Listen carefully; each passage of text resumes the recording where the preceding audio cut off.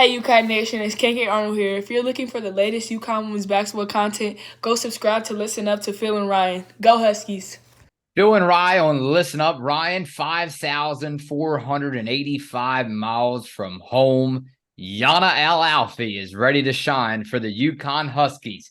We're going to pick it up where we left off, Ryan. This is our series again, our third player that we're covering, Yana Alfy. Today, the spotlight is on her leading up to the 23-24 season. And Ryan, she becomes the program's she will become, the program's first ever player from Egypt. So, Ryan, we're going to keep this short and sweet today on this Monday, June the 12th. And again, I'm going to ask you, obviously, a big question going down the stretch for each episode, other than the coaching staff, because they don't handle the ball. Is how many minutes do they get? And again, this is probably one of your more bigger challenges in this series. You helping me trying to figure out, all right, well, freshman, we haven't really seen her yet in UConn. How many minutes does she get? Do we see the typical freshman style of sitting on the bench, learning from your starters, obviously? What is it that you like? And what is it maybe that because we understand there's nobody that's everybody has some stuff to work on, right? So nobody is perfect, Ryan. So maybe may I ask you, what is it that you like about Yana Alfy, and maybe what is it that you don't like? But from what I'm seeing so far, I don't think that your list is long for stuff that you don't like about Yana Alfy. No, she definitely seems like a pretty promising prospect. And I think the thing that makes Yana so unique and kind of gives her an advantage, I say, is because she did come a little bit earlier than all the other freshmen that we do have on the team as of now. Of course, Ice Brady was here last year as well and was expected to play at the beginning of the season. And unfortunately, that didn't go the way we all would have liked. But Yana did come to UConn about halfway through the season, maybe a little bit later than that, unlike the three freshmen that we have coming in from high school who are all guards. And of course, Yana listed as 6'4", pretty big forward inside the paint. And I do think she definitely does have the potential to be a force inside the paint for the coming years for UConn. Like I said, came through about halfway through the season, and I think hopefully that gives her a little head start, so to speak, for this upcoming season, gaining information from the practices. Didn't suit up for any of the games, of course, so we have yet to see her play in a UConn Husky uniform, but hopefully we at least see her in a couple games this year. Definitely not expecting her to start, but as we've seen with the injuries, anything is possible, so we definitely can't rule anything out. But I definitely do think Yana has potential, and she kind of reminds me of Aaliyah Edwards a little bit. The kind of around the same height, 6'3", 6'4", kind of the same size, and I think they do have similar qualities inside the paint.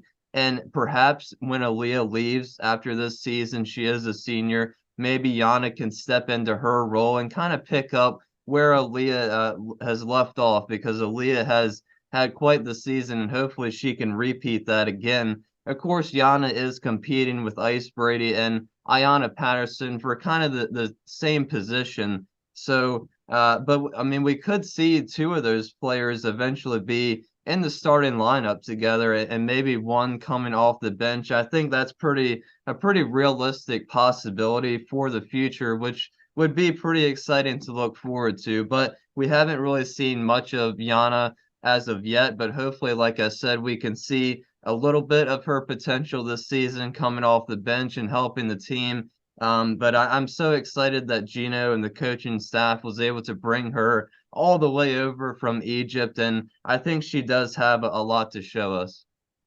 Hey, and I want to shout out to Alexa with ESPN. She was the first to report this, I believe. Remember back in January, I think this is kind of flying under the radar, and we tend to forget about, we talk about the smaller stuff, Ryan, that happens, and we just hear about it one ear and out the other. And I want to remind you of this again. You might have just said it.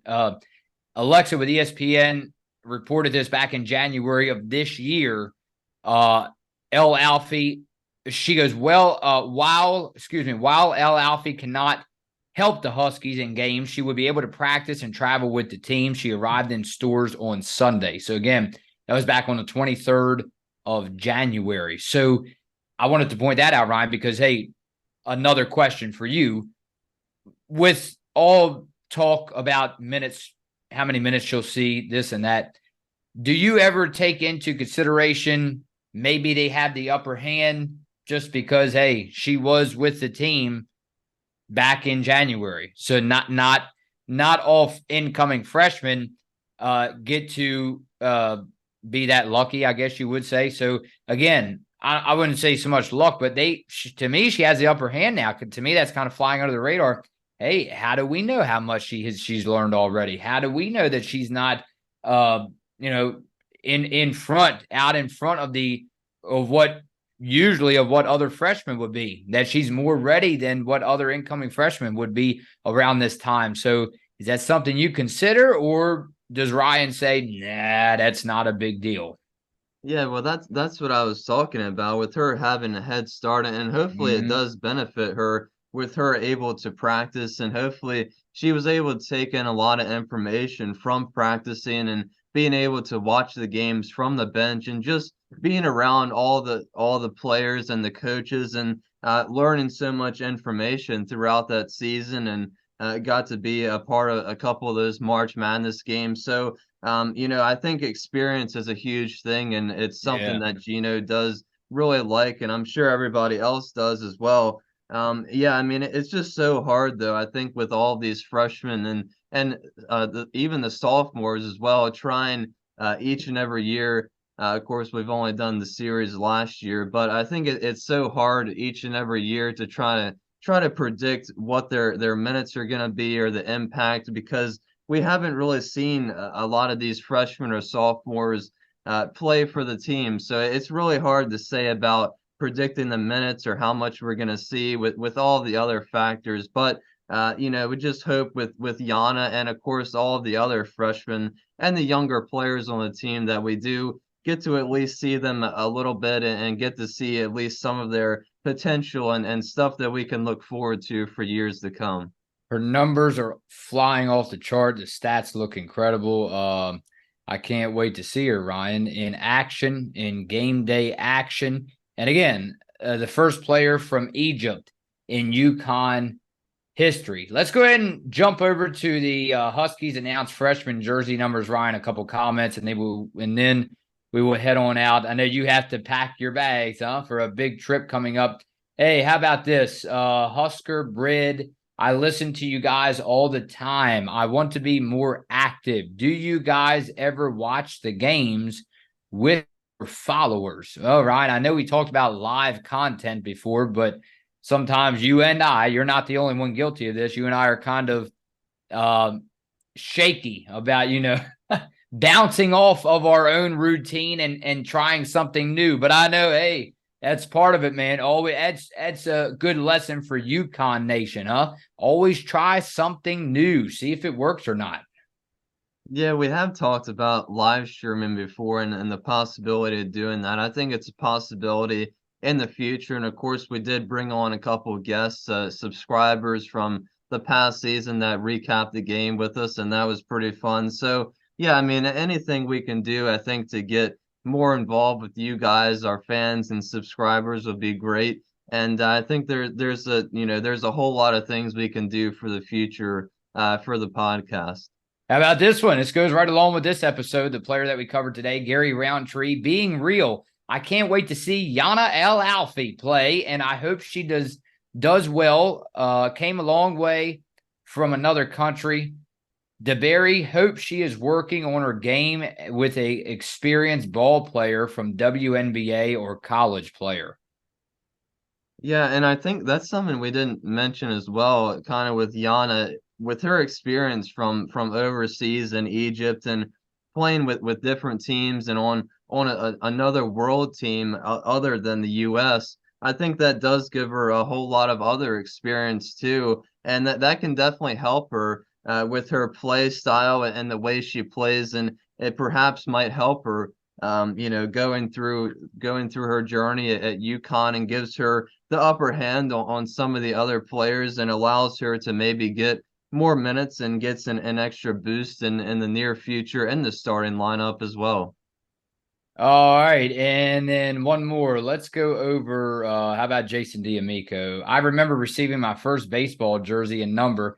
I was 4 years old, and I can still remember the smell of the silk screen and the feel of the stitched numbers. Before my first game, and for the next 29 years, I would run out to center field, lay on my back in the fresh cut grass with my game jersey in hand, stare at the blue sky, and visualize how I wanted to play that day. Can you guess what my first game jersey number was? Yep, number 5. My house number is number 5. Can you pick up what I'm putting down, peeps? Peace, my friends. Well, I mean, I can kind of relate to that a little Oh, bit. boy. When I was younger, playing basketball and baseball, getting your jersey for the upcoming season is really, it is a special thing, and getting to see your name on the back and the number, and of course, looking forward to the future with all your teammates and coaches. So it definitely is an exciting feeling, and it just goes beyond just a jersey and a number and a name on the front and back as well. So I think it's a really exciting time, like we mentioned, and it does bring back a lot of memories, and you can cherish a lot of memories and good times, definitely, from a jersey, and all of the things that a jersey represents. Do you want me to order you a number 5 jersey, Ryan, for this season coming up? I already know that you know what he's talking about. Yeah, yeah. I mean, order both of us one. Yeah, of course. Kenneth Jernigan, having watched UConn and women's college basketball since 1995, most incoming freshmen struggle most with the following: speed of the game. Oh, this goes into depth, Ryan. How about this one? Speed of the game, physical strength and size of the competition, improved overall talent of the competition. When the college game begins to move at the same speed as it seemed to when the player dominated in high school, players tend to play more effectively. It's rare to have freshmen dominate until that happens.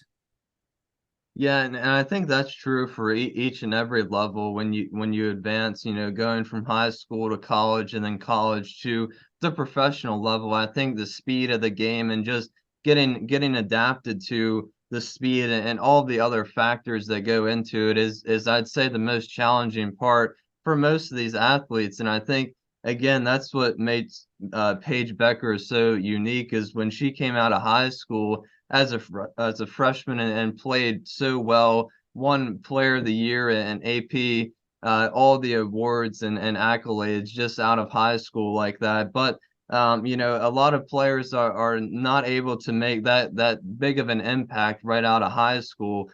So yeah, definitely, I think that's a huge factor in why it takes some of these players a couple of years to kind of get adapted to the next level.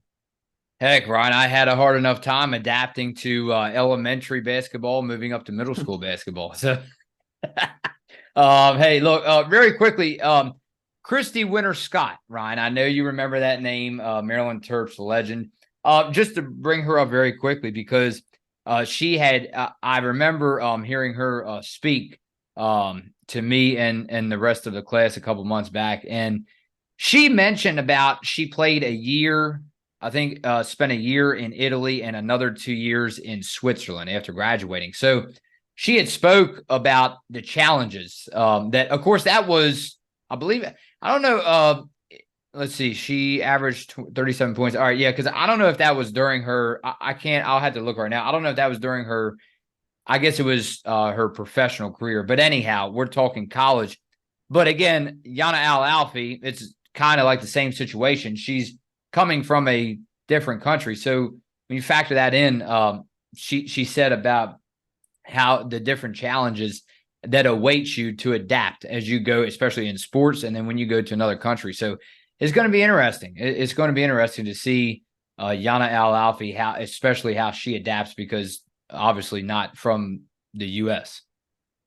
Yeah, and of course, Yana isn't the only player outside of the U.S. On the Huskies as well. I mean, Aaliyah comes from Canada, Ines comes from another country, Nika comes from outside of the U.S. and I believe a couple other players as well.